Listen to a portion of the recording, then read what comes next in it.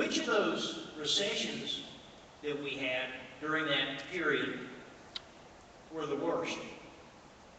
And if you were to take your scissors and cut your paper up through the peak, that would be the top. It looks like the mountain or the top of the roller coaster, where the economy stopped expanding and then started into the recession.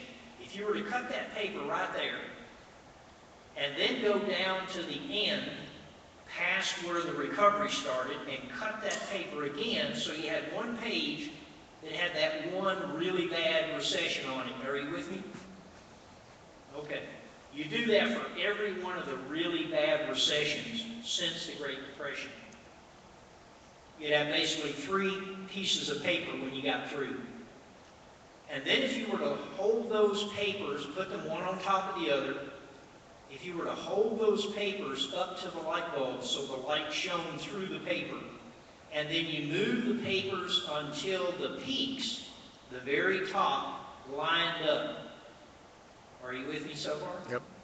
You would see this picture right here. So what happened, the peak, the value of the peak in each of those cycles, even though the production levels were different, each of those peaks is expressed as 100. Okay? That's why all the lines start at a value of 100.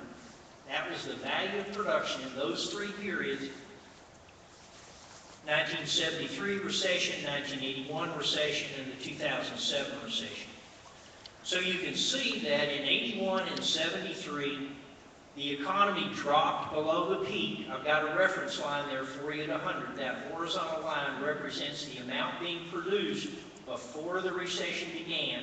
And you can see that all 3 of those lines dropped below that reference line at 100%. So production went down. That's one of the characteristics of a recession.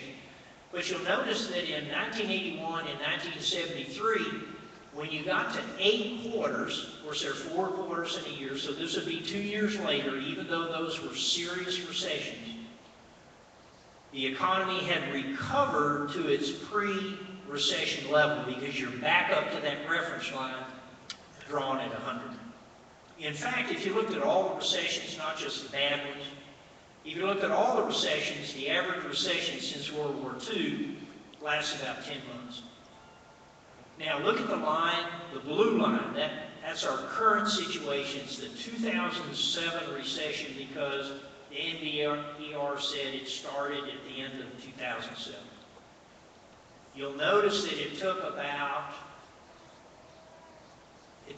16 quarters for the economy to get back up to where it was at the previous peak. And now we're a little bit above that. If you look at the index numbers on the left-hand side, you can see that we're about 5% up where we were before the crash happened. Of course, we're now into almost 24 quarters, so that's taken quite a bit of time.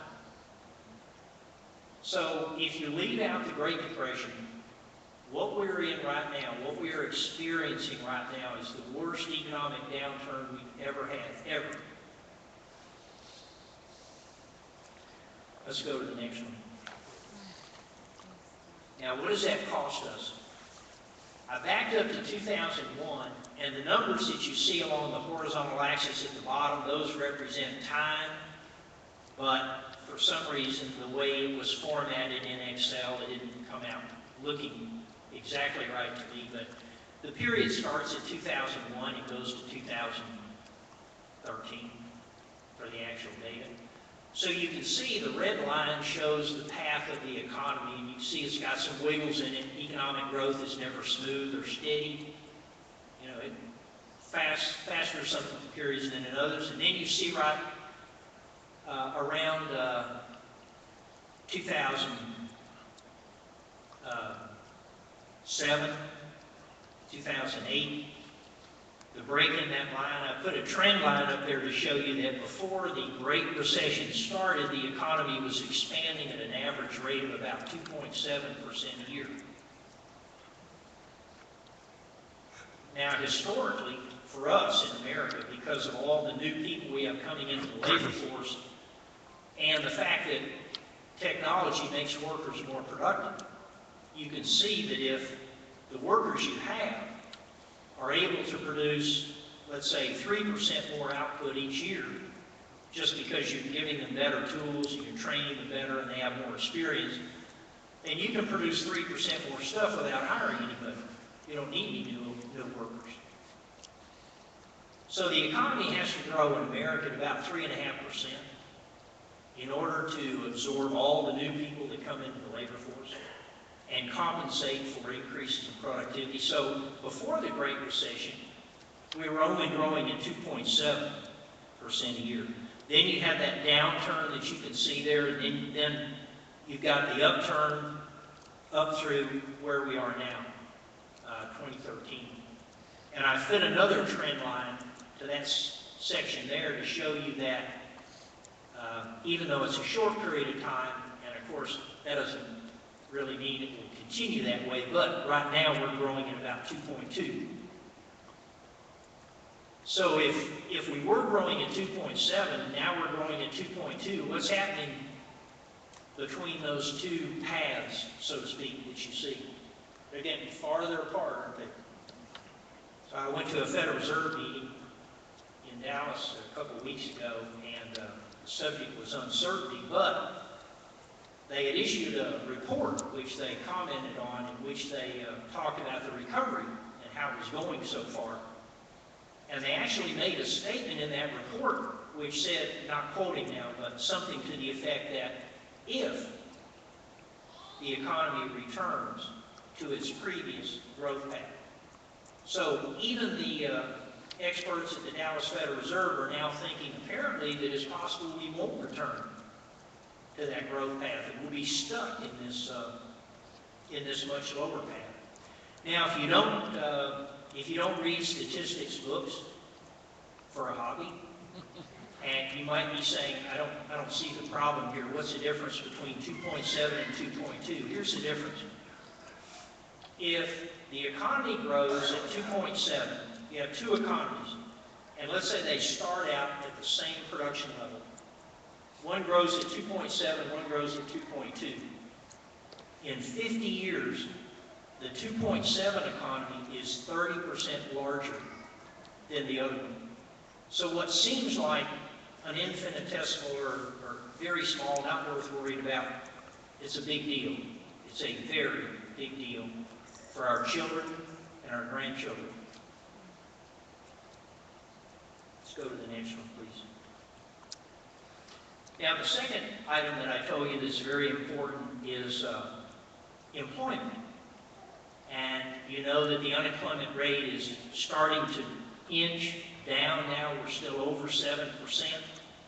We used to not be happy unless it was at least 3.5, at least as low as 3.5, but now we seem to be building that into people's expectations as that somehow being normal. I can tell you it's not normal.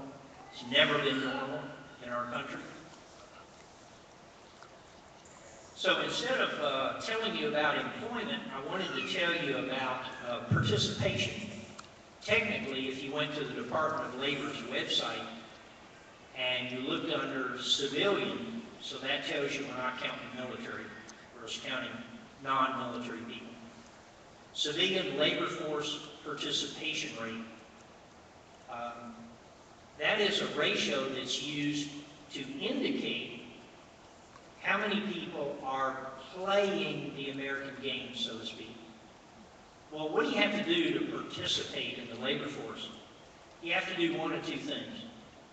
You either have to be employed, and you know that in our country, to be officially employed, you have to, A, not have worked 1 hour for pay during the previous week when they take the survey. Number two, or 10 hours without pay for a family-owned business. You have to be actively seeking work, and you have to be available.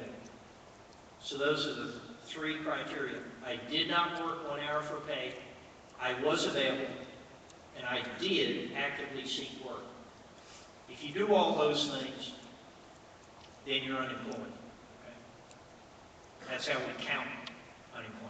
We count employment, obviously, if you're working 1 hour for pay. You're employed. We put those two groups of people together, and we call that the labor force. If you're either working or you're looking for work and actively seeking, and you are available, then we consider you to be in the labor force. Now notice the chart. This chart begins with the recovery of the economy. Once the recovery phase begins, this is what happens to those participation rates. You'll notice that in the 75 and 82 recoveries, and even in the Great Depression, you'll notice that the participation rate is rising. That's because two things are happening. Some of the people who previously were officially unemployed found jobs and went back to work. That's good. And we had some new people come in, or some people who had dropped out when the recession was really bad, and they decide, well, now I've got a pretty good chance of finding work. I'll go back and look again. Then they become technically unemployed, and they're part of the labor force. And so the labor force participation rate rises. But look at the 2009 recovery, the one we're in right now. Do you see any picking up there? Which way is that going?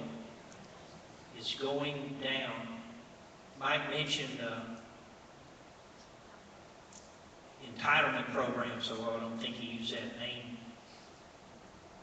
It could be that what we're seeing here is a situation in which the government has made it so lucrative not to participate that people find it in their self-interest not to participate. But in any event, this is a serious problem, and when the labor force participation rate falls, it usually pulls the unemployment rate down with it. So the unemployment rate may be going down, but it's not going down because people found jobs. It's going down because people quit looking. If you don't look, you're not officially unemployed. So this is a really bad sign for what's going on. Basically, these people have unhooked from the American train, so to speak. Here's another view. You go to the next one. These are indexes of employment to population. What percent of the population is working? Now, it doesn't matter whether you're working 1 hour, 10 hours, 40 hours, 60 hours. We just call you employed. And you'll see I've added the Great Depression piece here so you can compare that with the 75 and 82 recoveries. And you can see that it is normal during recoveries for the employment to population ratio to rise. That's a sign that things are getting better. In our case, you see it's got a little cycle to it, up and down, up and down, up and down, but you'll notice it lies below that reference line that represents what it was before we got into trouble in 2007. So the employment to population ratio has still not recovered from the great crash. Okay, let's go to the next one. We're about to get into the subject of debt and debt ceilings, and so I thought it would be a good idea to revisit what Adam Smith said about public servants. It is the highest impertinence and presumption in kings and ministers to pretend to watch over the economy of private people and to restrain their expense. They, meaning the kings and the ministers, are themselves always and without any exception the greatest spendthrifts in the society. Let them look well after their own expense, and they may safely trust private people with theirs. The government doesn't need to be worried, according to Adam Smith, about whether you and I are managing our affairs properly. They need to be worrying about their affairs, that we'll take care of ours. Another piece of important wisdom, I think. Let's go to the next one. Now, this seems like a silly question, but I think it's a valid question. And there's a very important economic answer. It's not a difficult answer. It's not a theoretical answer. And I think you can all identify with it. The main question is, why is the government the biggest spendthrift in Adam Smith's words? Why does the government spend so much money? Why do they spend it so foolishly? And it may not be the spending, it may be what they do with our assets.